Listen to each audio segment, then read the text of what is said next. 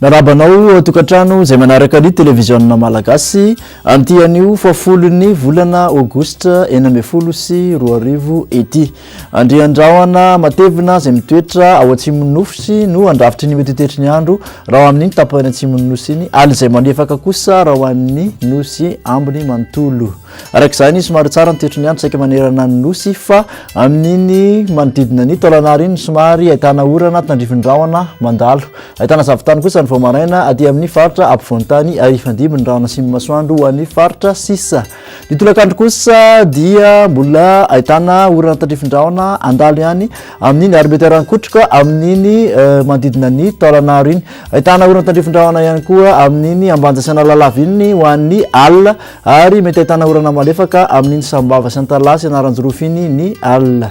Ibalika kosa amin'ny masoandro raha ho an'ny faritra sisa. Ny maripana ambandrindra voavinavina dia 6 degré Celsius ho an'ny vakana karatra, 12 ka hatramin'ny 14 ho an'ny faritra ampovoantany ary tsy latsaky ny 15 kosa raha ho an'ny morotsiraka rehetra.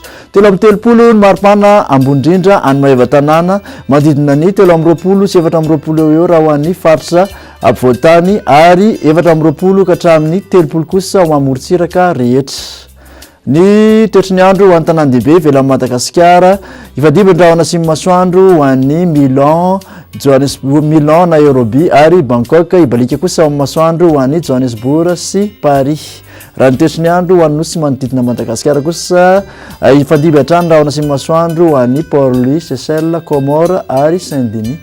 Dia zay indray ary tompoko nazadolotra anao amin'ity anio ity, manasanao amin'ny manaraka indray veloma tompoko.